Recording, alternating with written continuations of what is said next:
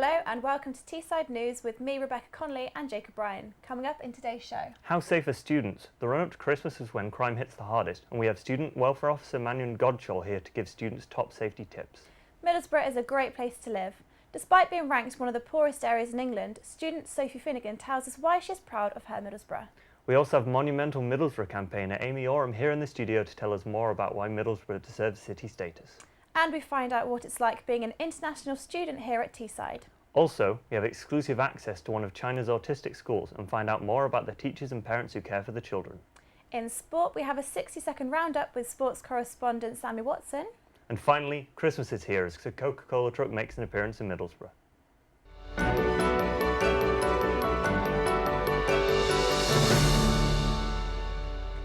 Today's top story. Crime in Middlesbrough is higher than average, and as the holiday season is quickly approaching, students are warned to take precautions to help bring down rates of crime over Christmas. Last December, there were 18 burglaries and 5 robberies in Middlesbrough alone. We're joined in the studio by Student Welfare Officer Mannion Godshall, who has been involved in safety group meetings with the university and police. Mannion, welcome. Hi. So, how safe are students, especially at this time of year?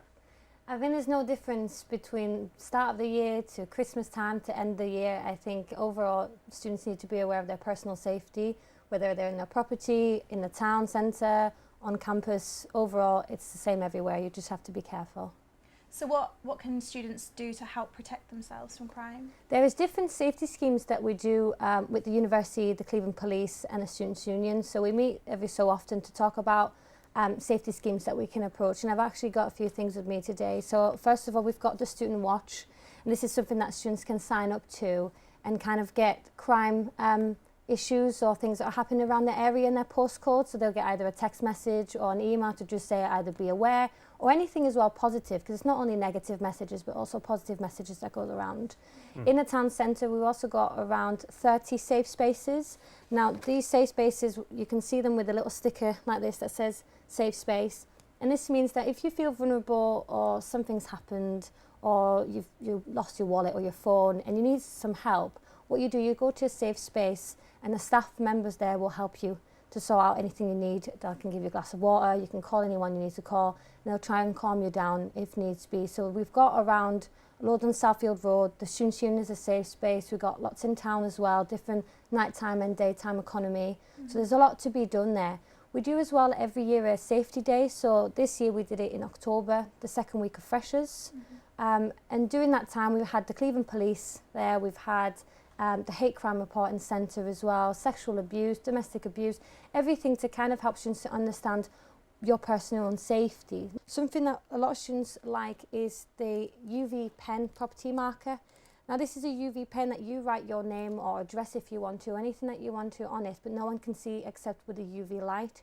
So if anything gets stolen, the police finds it again. With a UV light, they can kind of look at whose property this is. So we do it a lot for laptops, same as bikes and things like that. So we gave one to every student this year. We had over 837 students come to the safety day and pick up their safety freebies. So it's been very popular. We still give them out if students need to. We've also purchased 50 personal attack alarm for students who really feel like they just need that extra thing. So we don't just give them out because we don't want students to overuse them for a laugh. Yeah. We want it for students who really need to. Now on campus itself, you've got campus security. Now they're there to help you as well. So if you need anything, they're actually on the ground floor of the library. So any time during the day and night, if you need someone to escort you, especially after a night out, and you feel a bit unsafe walking down to Woodlands or anywhere around the area, they can either escort you there. If they're unable to leave the premises, what they'll do, they'll escort you via CCTV. Well, not long ago, back in September, a Leeds University student, Steve Riddle, was visiting Teesside and became a victim to a horrific attack in Middlesbrough's popular nightclub Empire. Now, he was stabbed in the arm and face and later received treatment at James Cook Hospital. The following images may disturb viewers, so look away now if you are likely to be upset by bloodshed. So what does the Student Union offer to reduce the risk of something like this happening?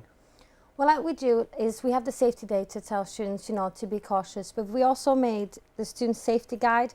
Now this guide is a little pocket guide that opens to a bigger size. So you've got all the support numbers that you need as well. So you've got your local police, the ambulance, you've got campus security, student services. But at the back, it tells you a few tips about how to be safe in the night out, how to plan your route as well. So if you're going out, never go out on your own, always go with someone. Same when you go home, plan which way you're going to walk, so don't go into shortcuts, take the main road that are lit as well. So just these kind of tips. Now, when it's in a town centre, because this is not our venue, it's quite hard to help students in that sort of way. So we give them tips and we give them help and support as much as we can. But this is why we prefer students to go out at the Students' Union, because our staff are all trained. We always help students if they've had too much to drink. We ensure that they're home safe. We wouldn't kick anyone out in that sort of sense. So we try and give as many information as we can to all our students to be careful. Thank you once again, Manon, for joining us in the studio. Middlesbrough is one of the poorest areas in England, with the North East found to have the highest unemployment rate in Britain. But there's more to Middlesbrough than this.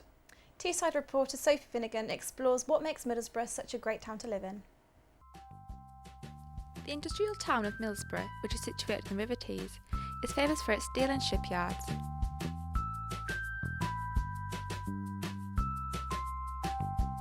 The town is brimming with 150,000 people, making it one of the largest towns in England that has yet to become a city.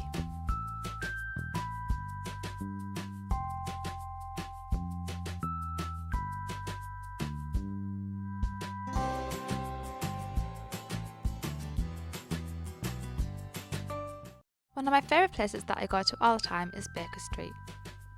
This hidden gem is a street jam-packed with quirky cafes, boutiques, shops and salons, all unique to Middlesbrough. If you prefer to stray away from the commercial path, however, then pay a visit to one of our parks. Stewart's Park is the perfect place to meet and greet some furry friends, while at Albert Park you can try out a bit of roller skating.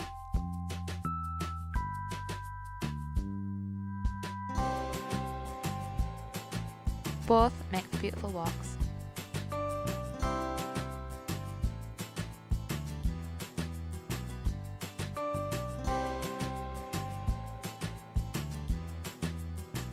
The rural area surrounding Middlesbrough provides the perfect backdrop for any day out.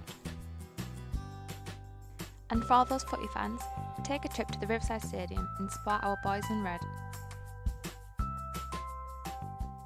With clubs, leisure parks, cinemas and restaurants, and Teesside towns like Redcar and Whitby not too far away, there's no place I'd rather be than my Middlesbrough.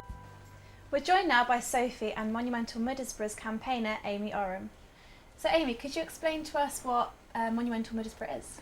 Yeah, it's a student-based campaign which aims to continue over the previous bids what's made by Middlesbrough in 2011. It's had quite a lot of media negatives going on, saying apparently it's the worst place to live. It's been named on the downtowns of the top 20 worst places to live. And our aim is to overcome this negativity by highlighting the positives. So it's art, it's culture, it's history, it's welcoming communities. And also mentioned on Sophie's report, it's the highest population for a town. And you know, isn't it time for it to grow? Isn't it time to make it into a city? You know, we've helped build the world, we've made the world what it is today, and yet so far we're just a little small town in Europe, so I think it is our time to grow. Yeah. Sophie, how do you think Middlesbrough will react to gaining city status? Is this what you want from your hometown? I would love to see it from my hometown. From what I gathered when I was shooting my video, that was people are actually proud from where they come from, but what their problem is they're lacking morale from all the closures, the SSI. I think they're really lacking an identity at the moment. And I think city status would give them that identity back and give them something to be proud of. I just think it'll really boost the morale of the whole community, and I think it'll benefit the whole town. Do you think it'll benefit kind of the university as well, because it'll be seen as in a city? Oh yeah, as definitely. Well? Yeah, it'll draw more people to it, more money in the area, more students, more people. They might even stay if they study here and they decide to work here. I think it'll just be great overall. So have you had quite a few good responses and positive responses, like from people around the area? We have. We've had good response from BBC Tees. We've done an interview with them, as well as TFM. We've had the Evening Gazette, or the Gazette as it's known now, with the newspaper articles from there. Do you think getting the support from people such as the Mayor and from BBC Tees is going to is going to make a positive impact on Middlesbrough becoming a city? I mean, I hope so. Obviously, I think we need more media coverage to keep it going, because I think with all the negative press we've had, I think everyone's, since 2011 from the last city bid, everyone's just maybe kind of given up on the idea, so to speak, and don't feel as good for Middlesbrough as it should be. So I think highlighting it more from the media and authority, I think that would help quite a lot. Thank you, Amy and Sophie, for joining us in the studio. It's a huge step for anyone moving away from home to university, as it's often a brand new area with brand new people. But have you ever considered the leap of moving from Shanghai to Middlesbrough? I met international student Cheng Gu, who came here to study at Teesside in September. Hello, I'm Kenny. I'm 22 years old, and my major is journalism in Shanghai, and I come here to complete my major, complete my course in Teesside. I live with 5 roommates in Teesside Village, and I like this accommodation because it's a single room. But in China, I live in accommodation with 3 classmates. They are also my roommates. And the room is very small. In China, our students must study for a long time, maybe about 10 hours a day or about 12 hours a day. And because we have many classes and we must do homework every day,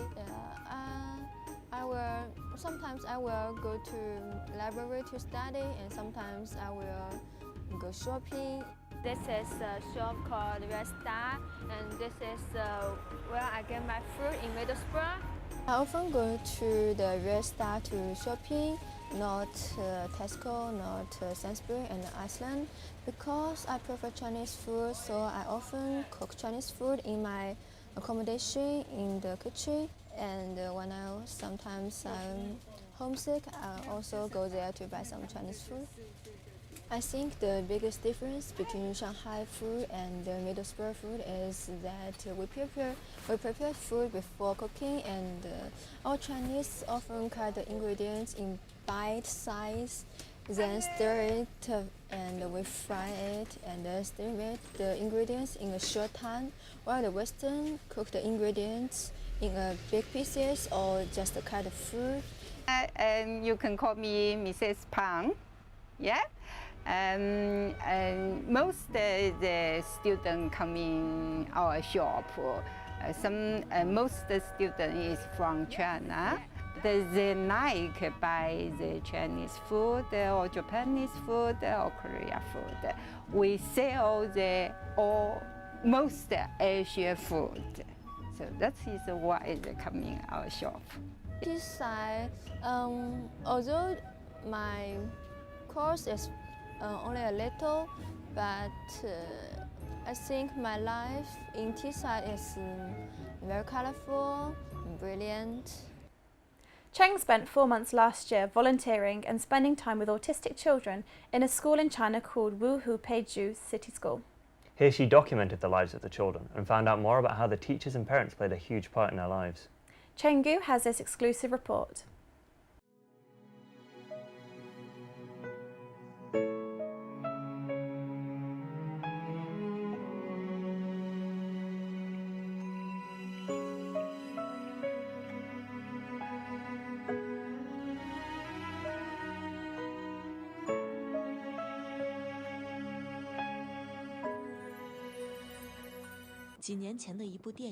I started to pay attention to autistic children when I saw the film Ocean Heaven several years ago. I came to Wuhu Peizhu City School in the hope to understand the love between the parents, teachers and society towards autistic children. This is Feng Yu Ni's chair. He is 11 years old and his behaviour is the best in the class. When I saw him in the classroom, his behaviour was natural, like ordinary children who don't have autism. But the teacher told me his autism is more of an emotional disturbance. When he practices his writing, and if he is not satisfied with how it looks, he will erase it. He will roar like a wolf if his exercise book is broken. The biggest difference between autistic children and ordinary children is they don't look at each other. They do not understand instructions unless they are given clear commands. According to the teaching programme, teachers mainly teach children everyday life skills such as puzzles, threading and crafts.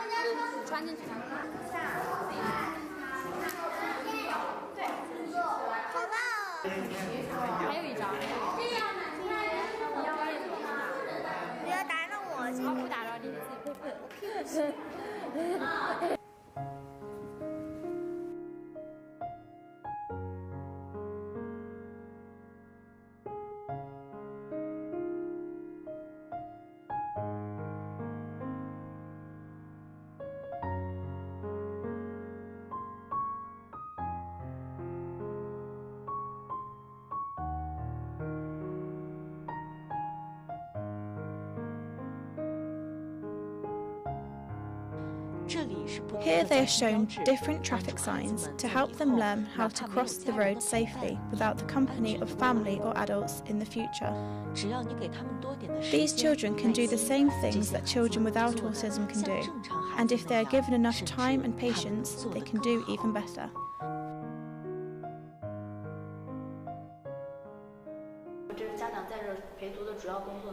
Family members help by supervising and assisting their child's learning, especially when tasks need to be completed.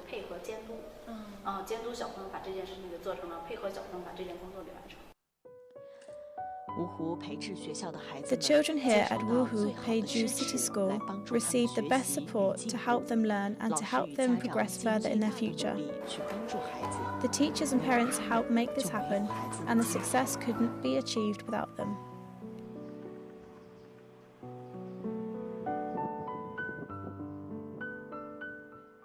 And now we have sport correspondent Sammy Watson here to give us a 60-second sport roundup. Sammy? Thank you, Jake. Middlesbrough FC have again had a more than decent start as we reach closer to the Christmas season. Currently second in the Coca-Cola Championship, they're just 2 points behind Brighton with superior goal difference to boot. November also proves to be a good month for Middlesbrough, with Crankers men winning 3 out of 4 of their league games. On a sour note, however, the fairy tale of beating Manchester United was sadly not replicated, as Middlesbrough crashed out due to a 2-0 loss to Everton at the quarter-finals. As for the university itself, the season has gone underway for many of the sports teams. The powerlifters have once again raised the bar, winning 9 trophies at the Yorkshire North East Junior Powerlifting Championships, winning 4 gold, 4 silver and a bronze. Be sure to check out the university newspaper and teesside.co.uk for updates and videos on sports.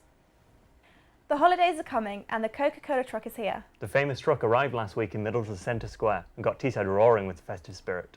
Teesside reporter Ryan Flynn has more. Hello, we're here at Centre Square in Middlesbrough where the Coca-Cola truck has stopped in Middlesbrough as part of its UK tour. Santa has come to Middlesbrough. Well, at least on the back and sides of the world famous Coca-Cola trucks that have parked in Central Square as part of their tour of the UK. People have gathered from all over Middlesbrough to see the attraction from the world famous Coca-Cola commercial showing that the festive season is truly upon us. With the most wonderful time of the year approaching fast, you could feel the enthusiasm in the air as children and adults of all ages lined up to take a picture with the wonderful sights. I've just come down with friends. It's the first time I've actually seen it, so it's pretty cool actually. Yeah, I like it. Yeah, it's getting there now. It feels a bit more like Christmas now. Everything's kind of fell into place. Everything's a bit less hectic, so. As night fell upon this smoggy little town, children and parents still gathered around to witness the spectacle that ignites the Christmas spirit once we see those big red trucks take centre stage. That's all from us at Teesside News. We wish you all a very Merry Christmas and a Happy New Year.